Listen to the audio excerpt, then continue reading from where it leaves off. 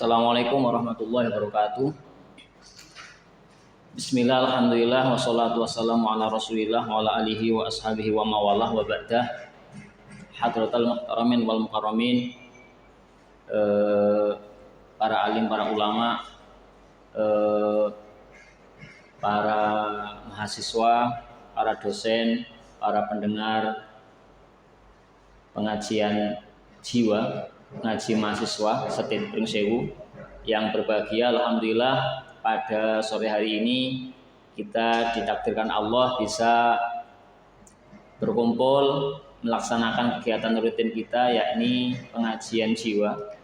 Semoga perkumpulan kita benar-benar oleh Allah dicatat menjadi amal yang diterima, yang mendapat pahalanya. Allahumma amin ya rabbal alamin. Selawat dan salam semoga terhaturkan kepada junjungan kita Nabi Muhammad sallallahu alaihi wasallam. Semoga kita adalah bagian dari umatnya yang mendapatkan syafaatnya fi yaumil qiyamah. Allahumma amin ya rabbal alamin. Ketiga kalinya terima kasih atas waktunya kepada kami pribadi dalam rangka mengisi episode di sore hari ini, yakni pengajian jiwa. Kami di sini sedikit akan menyampaikan sekelumit ada dawuh atau kata mutiara yang disampaikan oleh sahabat Umar bin Khattab radhiyallahu anhu. Dalam dawuhnya, dalam perkataannya mengatakan bahwa sahabat Umar, secara intinya sahabat Umar mengatakan ada beberapa hal, ada 5 hal yang di situ sahabat Umar mengatakan meneliti ada 5 hal yang ternyata 5 hal itu tertuju pada 5 hal yang lain. Yang pertama, perkataan sahabat Umar mengatakan ra'aitu jami'al akhilla ayal asdiqa falam aro khalilan afdola min hifdzil lisan. Dawuh sahabat Umar mengatakan, saya menelusuri, saya melihat dan saya menelusuri semua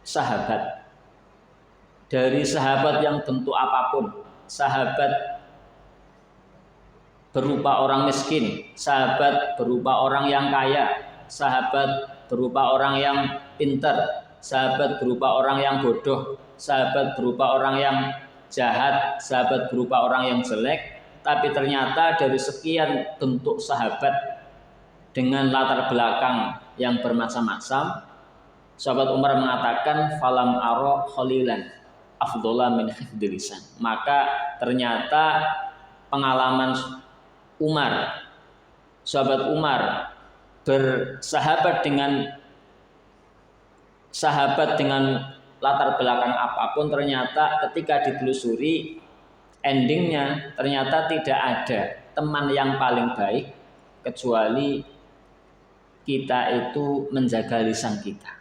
Maksudnya apa?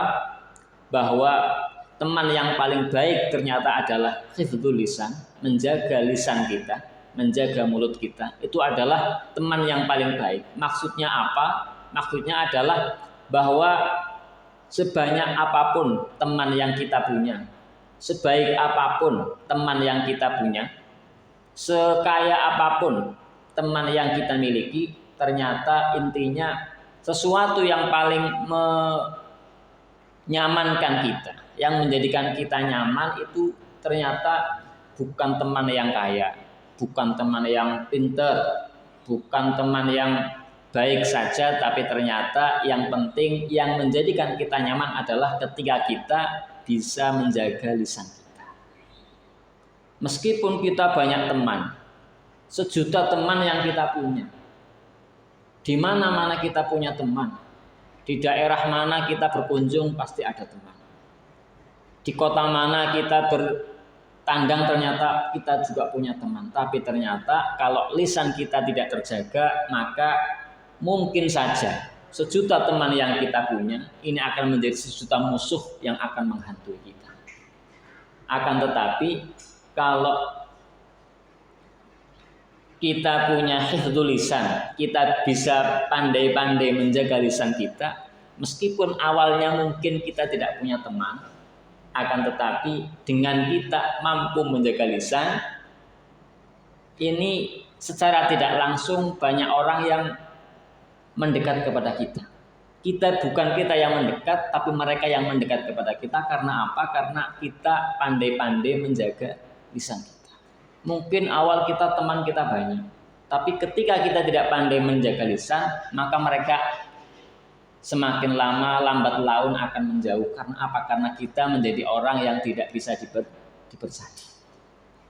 Karena ada sebuah cerita dahulu dalam sebuah kitab itu, ada orang yang sebenarnya niatnya hanya bergurau saja, niat bercanda saja, cuma ngerjain. Kalau orang sekarang itu ngeprank saja.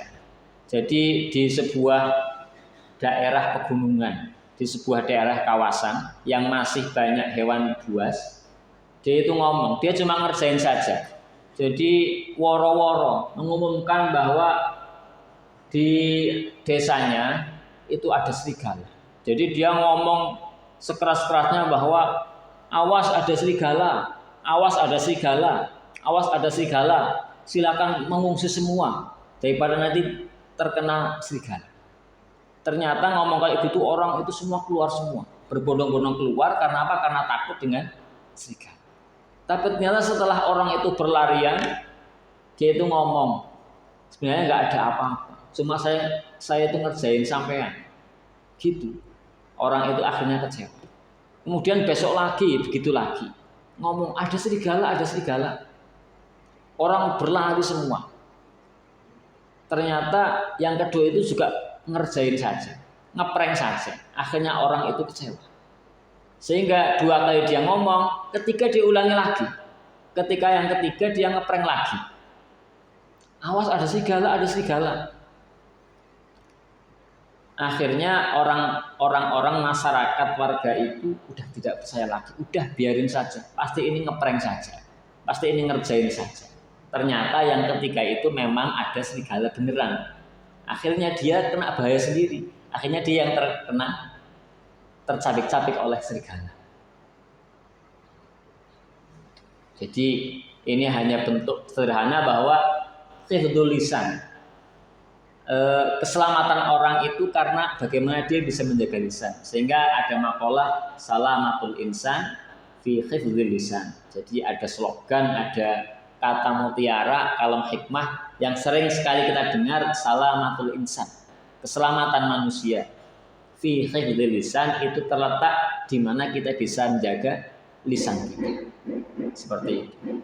Sehingga ada lagi mengatakan mulutmu harimaumu. Ini kan sangat mengerikan sekali. Bahwa mulutmu harimau. Itu mengatakan bahwa mulutmu itu sangat berbahaya, seperti harimau ketika kita tidak bisa menjaganya. Ada lagi mengatakan mulut itu seperti pedang. Ada mengatakan mulutmu lebih tajam daripada pedang. Ini karena bahaya dari lisan itu sangat luar biasa. Hanya lidah yang tanpa tulang ini, yang kelihatannya itu tidak ada kekuatan sama sekali, tapi lenturnya mulut kita, melenturnya bibir kita itu ternyata melebihi sekerasnya dan sekeras tajamnya pedang. Ini menunjukkan bahwa begitu pengaruhnya ketika kita tidak bisa menjaga lisan kita. Sehingga dikatakan tadi, teman yang paling baik menurut Umar itu ketika kita bisa menjaga lisan kita. Yang penting kita bisa menjaga lisan, insya Allah teman akan mendekat semuanya. Itu yang pertama. Yang kedua, ra'aitu jami'al libas. Aku telusuri, aku teliti bentuk-bentuk pakaian yang bermacam-macam. Falam ar libasan afdhala minal wara'. Akan tetapi ternyata Setelah saya teliti, setelah saya telusuri bahwa tidak ada pakaian yang paling utama daripada kita punya sikap wirai. Libas itu mungkin sebagai bentuk kata ungkapan, kata kiasan bahwa libas itu pakaian. Pakaian itu berarti sesuatu yang selalu melekat dengan kita. Maksudnya apa? Berarti sikap yang harus ada pada kita. Itu libas. Jadi sikap yang selalu menempel kepada kita atau karakter kita itu dikatakan sebagai libas atau pakaian, sesuatu yang kita pakai. Ternyata pakaian atau sikap yang paling baik untuk kita itu adalah al-wara'. Al-wara' itu apa? Al-wara' itu kalau di bahasa itu wirai, di Indonesia kan. Wirai itu apa? Wirai itu definisinya adalah tarku kulli syubhat. Dalam arti kita bagaimana kita bisa meninggalkan semua perkara yang syubhat. Syubhat itu ma bainal halal wal haram. Sesuatu yang masih membingungkan ini halal apa ini haram. Ini syubhat. Jadi sesuatu yang belum tentu haramnya, sesuatu yang belum tentu halalnya, ini namanya syubhat. Nah, ini kita hindari. Ini namanya wara', wirai, sikap yang paling baik. Ini kalau begini ini nanti boleh apa enggak ya? Ini haram apa enggak ya? Ini ada makanan. Ini kira-kira halal apa enggak ya? Ini yang punya boleh apa enggak kalau saya makan ya? Ini masih bingung. Kayaknya boleh. Nah, kalau orang kayak ini enggak maulah daripada nanti dia marah, enggak ikhlas, saya takut, enggak usah daripada ini namanya wirai. Ini saya dikasih uang 1 juta oleh pencuri.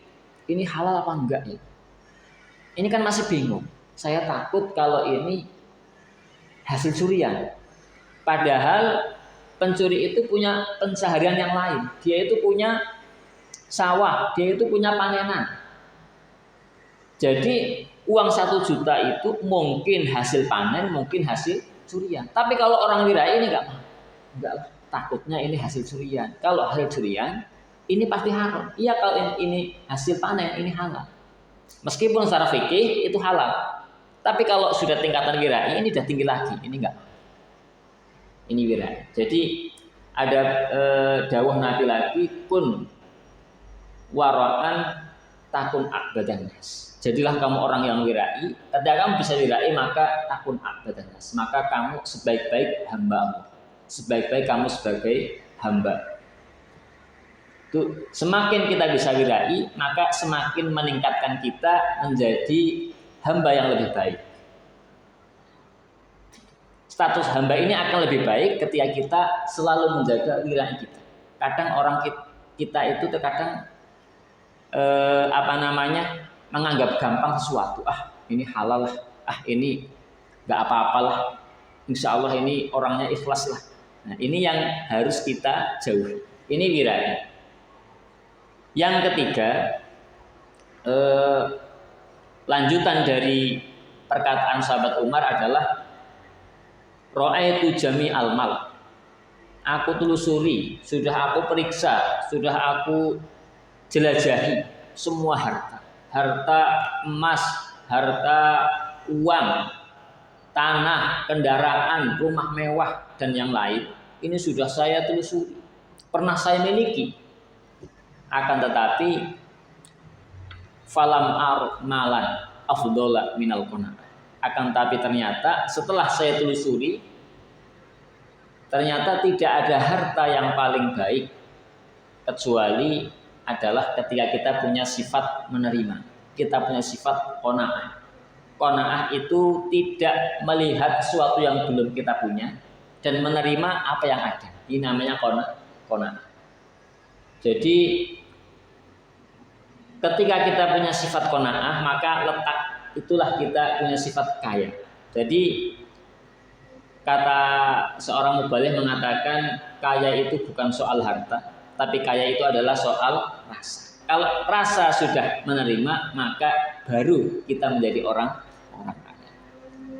Sebanyak apapun uang kita, mungkin jutaan, mungkin bahkan miliaran atau mungkin triliunan, kalau kita tidak punya sifat menerima, maka kita tetap menjadi orang yang fakir.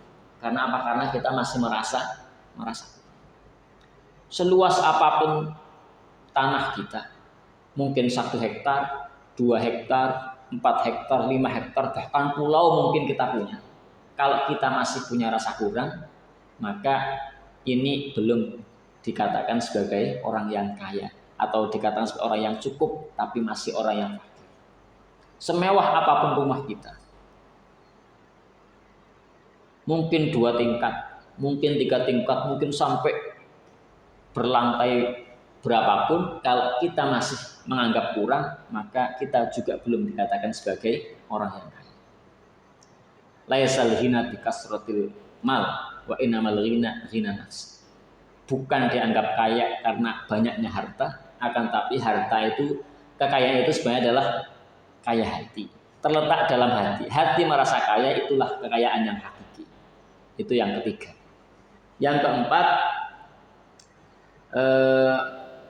dari sahabat Umar mengatakan, ra'aitu jami'al birri. Aku melihat dan aku telusuri, aku jelajahi bentuk-bentuk kebaikan. Albir falam ar biron afdhola minan nasihah.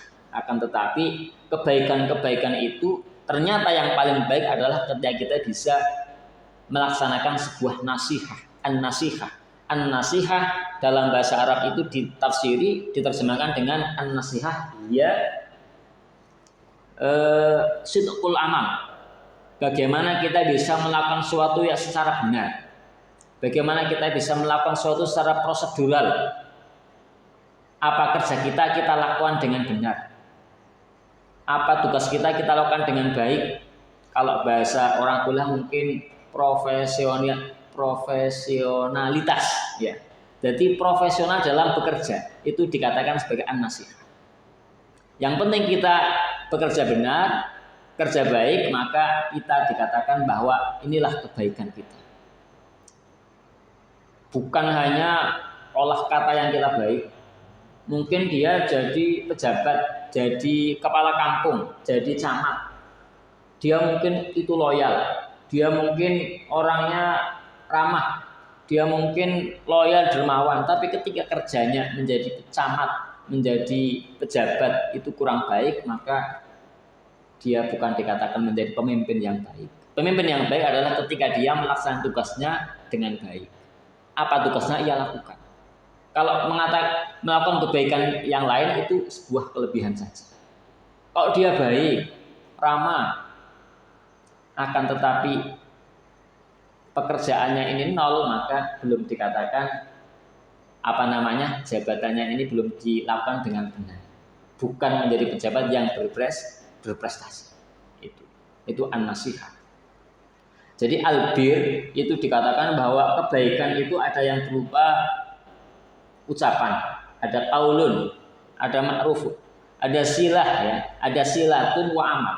Jadi kebaikan itu ada yang berupa silatun. Silatun itu adalah bagaimana kita melakukan kebaikan di dalam rangka kita menjalin hubungan dengan seseorang, dengan kerabat, dengan teman, dengan guru, atau dengan tetangga atau dengan masyarakat yang lain. Itu silah.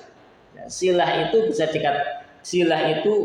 bisa dilaksanakan dengan apa? Dengan tabarruun bibadlil mal. Dalam arti kita bisa memberi bantuan secara sukarela kepada orang lain dengan mencurahkan harta. Ketika seseorang membutuhkan, maka kita berani berkorban untuk menyerahkan harta kita semampu kita. Sehingga ada kaidah mengatakan bahwa dalam soal harta, yang penting bukan soal ibadah. Kita mengutamakan orang lain itu adalah sesuatu yang disunahkan atau sesuatu yang dianjurkan. Ada kaidah fiqhiyah mengatakan bahwa al-isar fi ghairil ibadah mustahabun. Kita mengutamakan orang lain tapi dalam hal yang bukan ibadah. Itu mustahab. Mustahab itu artinya dianjurkan sekali. Contohnya apa? Harta itu kan bukan ibadah. Jadi kalau kita kelaparan, orang lain kelaparan, kita hanya punya uang Kita hanya punya uang 10.000. Kalau dibuat beli makan itu 1 porsi. Kalau kita kalau kita itu kasihkan ke orang lain itu namanya isar. Berarti kita mengutamakan orang lain, yang penting orang lain kenyang, saya lapar nggak apa-apa. Yang penting orang lain kenyang dulu. Ini namanya isar. Sehingga orang yang dermawan hatinya, orang yang pemurah hatinya, mau mengasih ke orang lain, pemberi, itu dikatakan ada level tadi isar. Isar itu memberi semuanya hampir diberikan semua. Jadi kalau kita punya uang 100.000, kita kasihkan 90.000 atau mungkin habis. Ini namanya isar. Jadi semuanya. Ini berat. Kalau kita punya uang 100.000, kita sedekahkan 100, ini kan sangat berat. Ini namanya isar. Ini sangat berat. Ini jarang yang mampu. Kemudian ada lagi yang aljud. Artinya itu sama kalau dijawakan. Orang yang pemurah, orang yang dermawan. Aljud itu kalau orang punya 100, dia berani memberikan 50. Jadi separuhnya.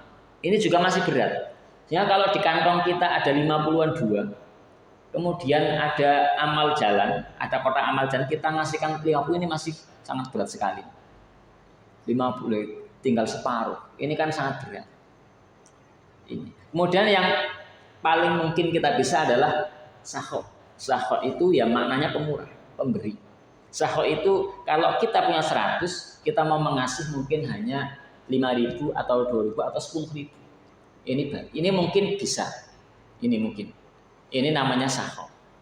Jadi kadang bahkan mungkin dari 2.000. Ini jadi punya 100, kita sedekahkan 5.000, ini insya Allah masih mampu lah, masih ikhlas. Tapi kalau ke dan ke isar ini sangat berat sekali. Jadi tadi mengutamakan orang lain al-isar, tapi bukan ibadah. Soal harta, biar orang lain bisa makan, saya enggak apa-apa. Yang penting keluarga saya bisa makan, saya nanti dulu enggak apa-apa. Bahkan itu yang dipraktikkan sahabat Umar. Ketika sahabat Umar mengatakan ketika dia menjadi khalifah, dia mengatakan saya akan menjadi orang yang paling ketika masyarakat, ketika warganya ini sedang dalam kelaparan, maka saya orang yang pertama merasakan lapar. Ketika masyarakatnya, ketika rakyatnya, ini Umar mengatakan, ini sedang dalam kemakmuran, mereka bisa makan dengan kenyang, mereka bisa hidup dengan nyaman, maka saya adalah orang yang paling terakhir menikmati makan yang kenyang. Itu sahabat Umar. Dalam arti Umar itu sangat isar, sangat mengutamakan rakyatnya. Yang penting rakyatnya bisa makan, kalau saya nggak usah. Sehingga kalau sekarang itu sulit sekali mencari pemimpin-pemimpin yang seperti Umar. Karena pemimpin ini yang penting perut saya dulu, rakyat itu nanti saja. Itu kalau sekarang. Tapi sahabat Umar itu melakukan isar. Ini sehingga ini tadi albir, tabarruk bibadlil mal. Itu contohnya. Atau ada lagi yang berupa ma'ruf.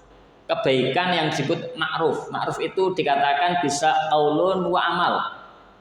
Qaulun itu berarti kita dengan ucapan, berbuat baik dengan ucapan. Kita bisa berbicara dengan lemah lembut, berbicara dengan sopan, berbicara dengan ramah, atau mungkin dengan wajah yang ramah. Itu adalah berupa qaulun. Atau berupa fi'lun, perbuatan. Kita bisa membantu ke orang lain dengan apapun yang kita punya. Kita bisa membantu dengan tenaga karena kita punyanya tenaga. Atau mungkin dengan material karena kita hanya bisa dengan material, tenaga kita sibuk. Atau mungkin setidak-tidaknya adalah dengan doa. Setidak dengan doa. Dalam arti ketika orang ini punya hajat, kita hanya bisa memberi doa, itu yang paling minimal. Kita membantu seorang, memberikan dorongan, memberikan doa agar apa yang dicita-citakan orang lain, apa yang menjadi hajat orang lain ini bisa sukses. Itu yang keempat.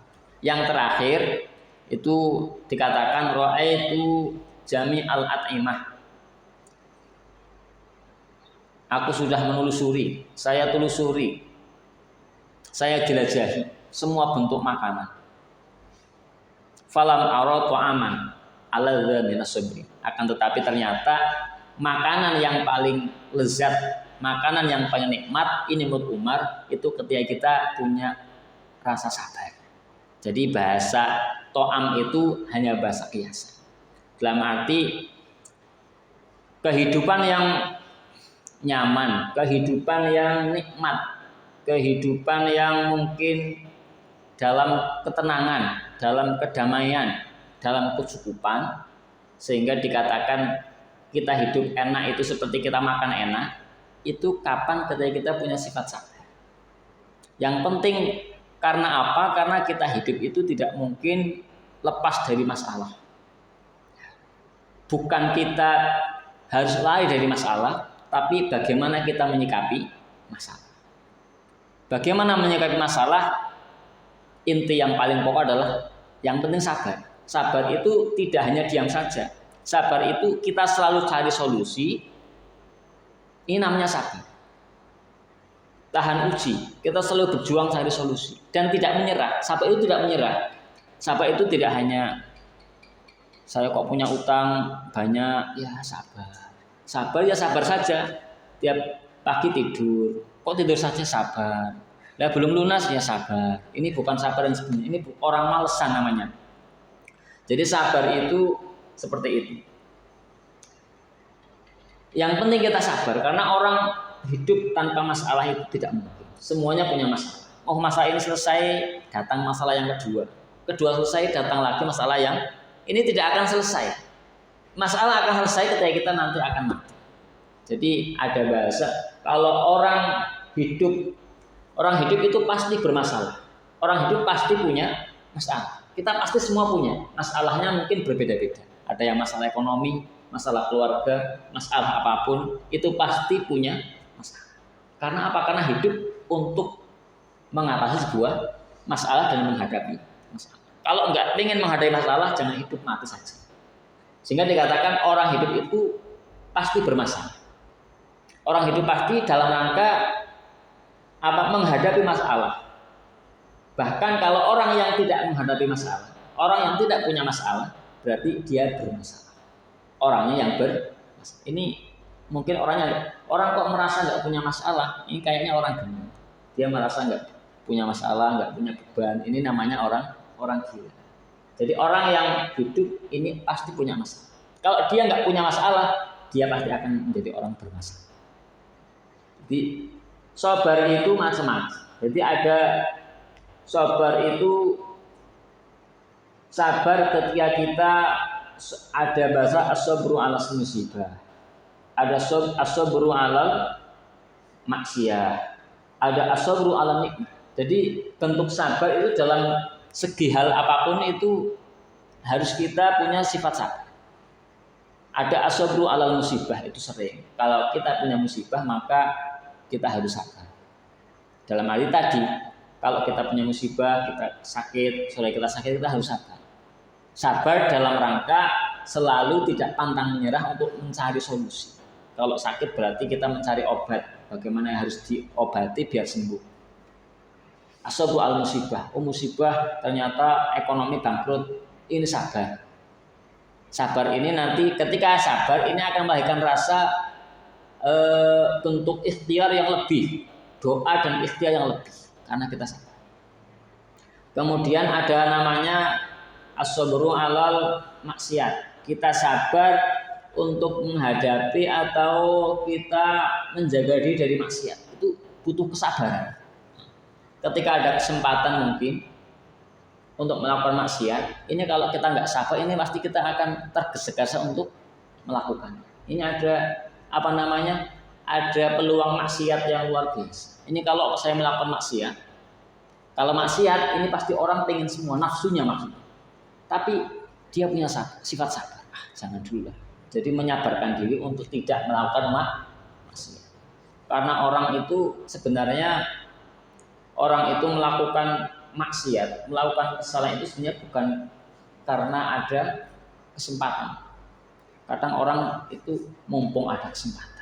Ini tidak datang 2, besok tinggal tobat saja. Sebenarnya bukan kesempatan. Orang itu melakukan kesalahan karena apa? Karena bukan karena adanya kesempatan, tapi karena kurangnya spiritual. Kalau orang tidak punya akidah spiritual yang kuat, maka dia akan terjerumus dengan sebuah maksiat. Kalau nggak ada kesempatan pun dia pasti nyari. Sebenarnya nggak ada kesempatan, tapi dia nyari. Di mana ya kalau ada? Di mana ada ya? Ini pasti nyari. Jadi dulu saya pernah dengar orang itu melakukan sebuah kesalahan itu bukan karena ada kesempatan, tapi karena spiritualitas, nilai agamanya itu kurang. Itu sabar. Ada namanya as-sabru 'ala nikmat. Sabar ketika kita sedang mendapatkan nikmat. Kadang kita itu tidak sabar. Karena apa? Karena ketika kita punya uang banyak, wah ini seakan-akan pasti, apalagi orang perempuan ini biasanya, oh yang senang belanja ini, jadi kadang dapat uang banyak tapi habisnya cepat. Dapat uangnya cepat, habisnya cepat. Ini karena dia tidak punya rasa sabar. Dia selalu tergesa-gesa. Ini karena short. Jadi terkadang orang itu ketika mendapat kenikmatan itu emosinya ini akan berubah. Wah, yang tadi jadi orang biasa akhirnya dia langsung menyombongkan diri. Jadi ada karakter yang timbul yang tidak seperti biasa karena apa? Karena ketidaksabaran ketika kita mendapat sebuah kenikmatan. Maka nikmat pun harus kita sabari. Ketika kita punya nikmat juga kita harus sabar.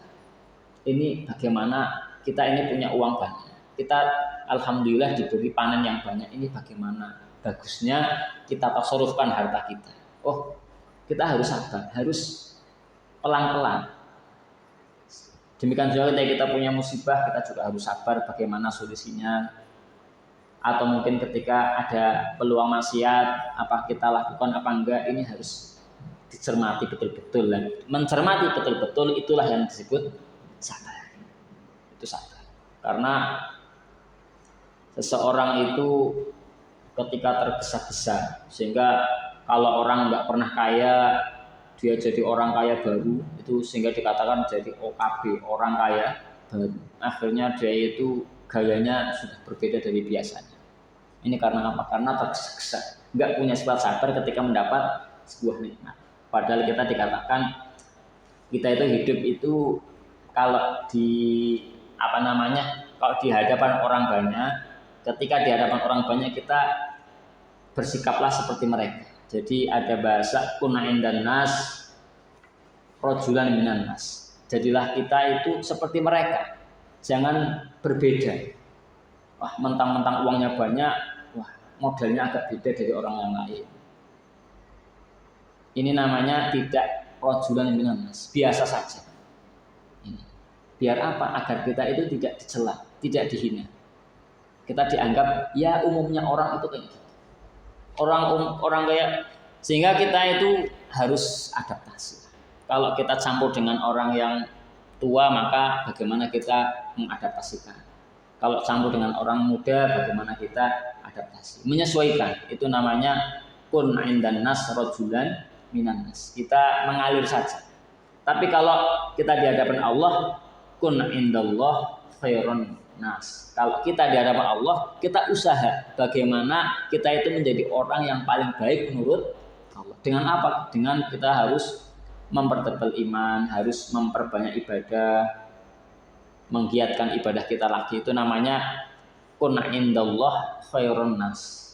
Jadi kalau dilihat Allah, kita berusaha bagaimana Allah memandang kita itu menjadi hamba yang paling baik.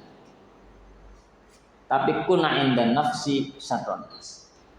Jadilah kita anggap menurut pribadi kita itu menjadi orang yang paling jelek. Itu kan sulit. Kadang kan terbalik-balik. Kalau menurut pribadi kita anggap kita adalah orang yang paling jelek, orang yang paling buruk, orang yang paling bodoh. Agar apa? Agar tertimbul rasa tidak sombong. Kadang kan kita terbalik. Kalau menurut kita anggap seperti orang yang paling baik. Itu terbolak-balik. Karena apa? Ketika kita lihat, sehingga ketika kita memposisikan diri kita menurut pribadi kita adalah orang yang paling jelek, maka kita nanti ketika akan melihat orang yang lebih tua, maka kita akan menganggap, orang tua itu pasti ibadahnya lebih baik, lebih banyak daripada kita. Jadi kita itu pasti di bawahnya sendiri. Karena umurnya itu paling lebih banyak dari saya. Kalau umurnya lebih banyak, maka pasti otomatis ibadahnya lebih banyak. Dia udah 50 tahun. Berarti ibadahnya mungkin 50 tahun. Nah, saya baru 20 tahun. Ibadah saya 20 tahun. Kalau untuk ibadah terus, belum maksiatnya. Ini berarti saya ini belum apa-apanya dia. Kalau kita lihat orang yang lebih kecil, maka kita memposisikan kita di bawah. Dia itu kok ada orang anak kecil. Ini pasti dosanya ini sedikit.